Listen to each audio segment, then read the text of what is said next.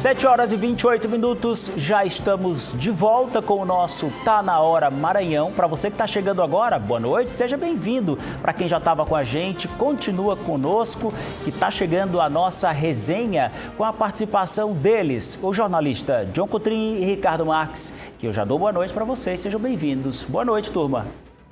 Boa noite, Olavo, boa noite, Ricardo, boa noite a todos. Um abraço especial para você, telespectador, nossos amigos, né, que estão agora sintonizados na difusora, tanto na rádio quanto na TV. Fica muito feliz pelo prestígio da audiência e o carinho de todos vocês. Ricardo. Boa noite, Olavo, John, boa noite a todos vocês aí. É isso que o John falou, a gente fica numa alegria sabendo que você está aí do outro lado. Maravilha. Deixa eu começar com você, John, porque hoje na Assembleia Legislativa foi anunciada a instalação de uma CPI contra a EMAP, mas as apurações são do período do então governador Flávio Dino. Explica pra gente. O deputado Dr. Iglesio, ele protocolou o pedido de CPI, como você falou, Olavo. Já tem 16 assinaturas, esse pedido foi protocolado, assinaturas mínimas para dar entrada. Agora depende da condução da presidência da casa.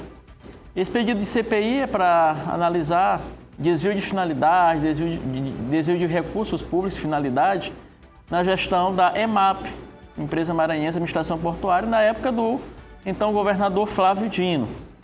A gente sabe aí que, inclusive, já tem até o Tribunal de Contas do Estado, já está, inclusive, apurando isso no mês de julho, né? Ele acabou dando início ali à apuração que envolve supostas irregularidades numa licitação que foi feita ali no Porto, na época do TED Lago. A gente viu também que houve um pedido ali para devolução de recursos da EMAP, na época do governo, acho 140 milhões, né, Ricardo? 140 milhões. E acabou que o juiz, em menos de 24 horas, ele deu a decisão e depois voltou atrás. Mas o deputado Iglesio, além dessa CPI da EMAP, ele também está propondo aí outras CPIs.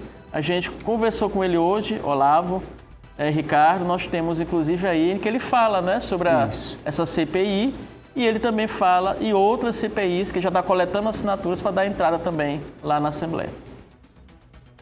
Vamos acompanhar o vídeo então.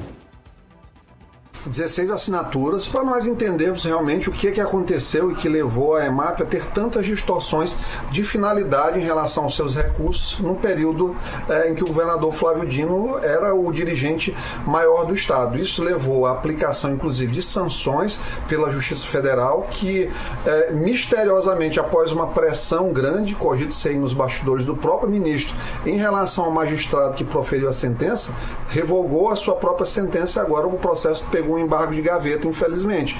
Então, a Assembleia, legitimamente, por se tratar de um fato certo, num período determinado, com uma quantidade mínima de assinaturas, vai analisar tudo que aconteceu para buscar responsabilizar a quem seja de direito à responsabilidade. As denúncias são, obviamente, de desvio de finalidade principais dos recursos públicos da empresa maranhense que motivaram, inclusive, um procedimento dentro do TCU e uma ação na Justiça Federal. E aí, John? Pois o Iglesias também está coletando assinatura, como eu falei. Tem a CPI das estradas que ele quer colocar em pauta, CPI também da comunicação, CPI que ele chama de comilança, né? CPI da comilança, lá, referência aos bufês lá dos governos, né? Do estadual, contratações. E isso está colocando ali na Assembleia como uma espécie de... A gente tem visto esse embate entre dinistas e brandonistas. E uma espécie, portanto, aí, né, de enfrentamento dos brandonistas em relação aos dinistas que envolve a questão, não é, do governo Flávio Dino. A gente sempre fala, até pouco tempo, essa pauta de EMAP foi colocada pela oposição ali na própria Assembleia, não é? Naquela época que houve esse pedido de devolução, né, de recursos, acho 140 milhões, na época do Flávio Dino. E aí a oposição disse que o próprio governador Carlos Brandão fazia parte do conselho da EMAP. O Ricardo Capelli também participou ali, né, também do conselho da EMAP. E que a oposição também coloca o governo Carlos Brandão também, né, quer colocar nessa investigação. O governo Carlos Brandão negou na época, né, disse que não participou, que não teve envolvimento nenhum nisso. Mas a gente sabe que não é bom para ambos os lados. Porque até pouco tempo era um governo só. Era Flávio Dino, governador, Brandão, vice, e todo mundo estava junto. Agora que está havendo esse distanciamento, praticamente uma ruptura, há esse enfrentamento de ambos os lados, né? Os dinistas vão para cima, os brandonistas contrapõem, há essa questão toda, não é? E que acaba respingando de ambos os lados. A gente sabe aí que quando se fala de CPI, não é uma investigação. Quando se fala de CPI, tem prazo para iniciar, não tem prazo para terminar. E a gente não sabe nunca que vai resultar, na verdade. Se essa CPI realmente, de fato, se essa CPI ela tiver realmente andamento, né? Também não sei se isso vai para frente. Mas, de certa forma, é uma iniciativa do deputado Iglesias, que ele sempre tem ali, ele na tribuna, feitas várias críticas ao governo Flávio e também sempre gosta de rebater ali os deputados de oposição. Muitas vezes acaba nem dando em nada, mas não custa tentar, né? A empresa maranhense de administração portuária disse em nota que até o presente momento não recebeu nenhuma notificação formal relacionada à CPI mencionada. A EMAP reafirma que está à disposição das autoridades competentes e sempre que for instada, né, apresentada todos os esclarecimentos necessários em respeito aos princípios da transparência e da legalidade. É isso. Agora, olha só, a gente vai falar de outro assunto. Ricardo, a Assembleia Legislativa do Maranhão ingressou no Supremo Tribunal Federal com agravo regimental para tentar reverter a decisão do ministro Flávio Dino, que determinou a apuração de denúncias sobre suposta venda de vagas no Tribunal de Contas do Estado e o envio de documentos à Polícia Federal. Esse fogo amigo continua? Ricardo, conta pra gente. Continua sim, viu, Olavo? Essa coisa da EMAP que o John falava agora há pouco também faz parte do conjunto da obra, né? Essa troca de fogo cruzado que descamba da política, que seria o ambiente mais natural e saudável para o Estado, vai para a Justiça, né? Tudo é judicializado. Há poucos dias o ministro do Supremo Tribunal, Flávio Dino, determinou a apuração de denúncias sobre supostas vendas de ações do Tribunal de Contas do Estado, né? De vagas, né? De várias, de vagas, perdão, ações não, vagas. E enviou, determinou que a Polícia Federal apurasse, né? No despacho do ministro, ele cita que uma advogada, aquela advogada lá de Minas Gerais, Clara, não sei das quantas, né, John? Alcântara, né? Clara Alcântara, que foi recusada como amicus curiae, né, pelo próprio ministro Dino, mas o Dino acolheu a denúncia que ela fez, né, dizendo que havia venda de vagas do TCE aqui do Maranhão e tal. Mas no despacho do ministro, ele cita lá, eu conversando hoje com um deputado aqui do Maranhão, ele me falava, Ricardo, o problema também é que no despacho o ministro cita que a Assembleia havia pedido que se investigasse e a Assembleia em nenhum momento fez esse pedido, né? Precisava ver o porquê que se incluiu, se foi um equívoco e tal. Mas, enfim, o que resta de tudo isso? É muito ruim para o Maranhão, né? Essa contenda desnecessária. Repito o que eu venho dizendo. A meu ver, o ministro já deveria ter se dado por impedido lá atrás, desde o início. Caiu a relatoria no colo dele, e voltava, digo, eu não posso, eu me dou por impedido, porque eu fui governador até outro dia, as partes, eu tenho relação, há pouco tempo eu fui governador, são meus amigos, ou aliados, foram aliados quando eu era político e tal, deixava o pepino para o Supremo resolver. A partir do momento que o ministro Flávio Dino resolve ficar com a relatoria, não se dá por impedido e até argumenta que isso é bobagem, todo ministro tem que atuar no Brasil inteiro e tal, aí passa a suscitar esse tipo de desconfiança, digamos assim, né? Levantar a suspeita das decisões, ainda que as decisões dele sejam técnicas, corretas, tudo ali devidamente fundamentado, mesmo assim fica ali um cheirinho de pneu queimado na sala, né? Olha, tá vendo? Faltou aí a alfinetada. Mas é isso então, vamos acompanhando esse caso aí para a gente poder ter outras informações. E você aí do outro lado, 2106-9403 é o número do nosso WhatsApp. Você que participa com a gente, tem pergunta, tem participação.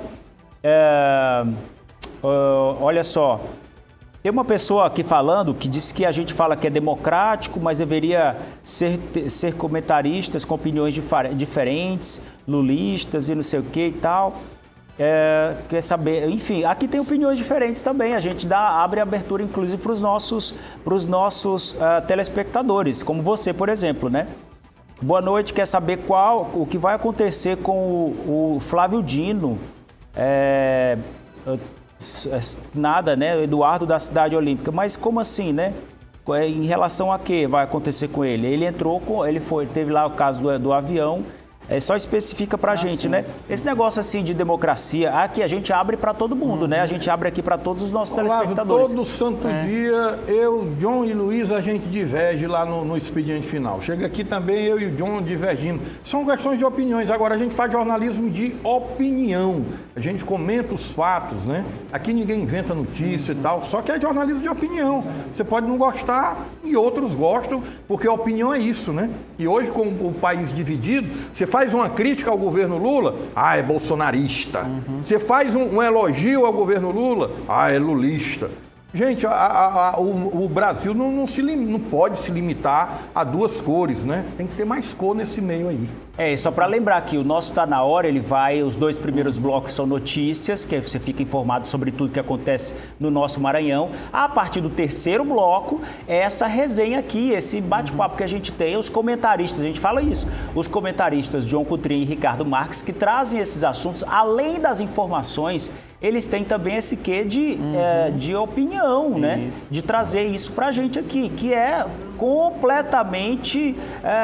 são opiniões, não é e a gente tem liberdade de falar o que pensa aqui, claro, né? Tanto eu, não é batendo martelo dizendo que é verdade absoluta. E assim, a gente também respeita a opinião do telespectador, claro, né? E não pensem vocês que a gente zanga, tá? Não, a gente acha graça aqui depois.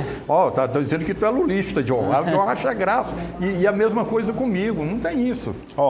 Aí tem um telespectador também aqui perguntando, o Eide Manoleto, ele está perguntando o seguinte: por que essa CPI não vai até o governo atual, né? O Eide Manoleto. É porque especificamente, eu acredito que seja isso, Eidman, porque esse caso é sobre aqueles 140 milhões, não é, John? E tem uma denúncia específico daquilo. Foi feita uma denúncia para a empresa privada em relação ao processo licitatório em que o TSE acatou em parte, né? E teria suposta irregularidade relacionada à licitação no Porto na época do Flávio Dino. Isso. Mas também dessa questão que o Olavo falou, mas eu sempre digo, né? Acabei de falar, se você percebeu, que na época a oposição alega também que o Brandão fazia parte do conselho da EMAP, não é? Ou seja, até antes desse provável rompimento,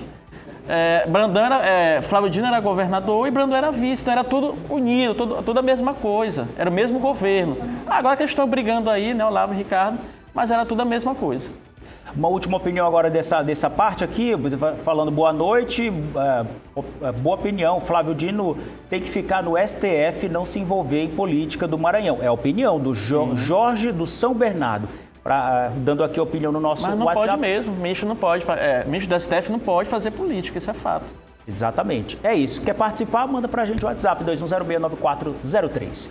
O governo federal acionou a Polícia Federal para investigar possíveis fraudes no seguro defeso do pescador artesanal, com foco em municípios do Maranhão e do Pará, nosso estado vizinho.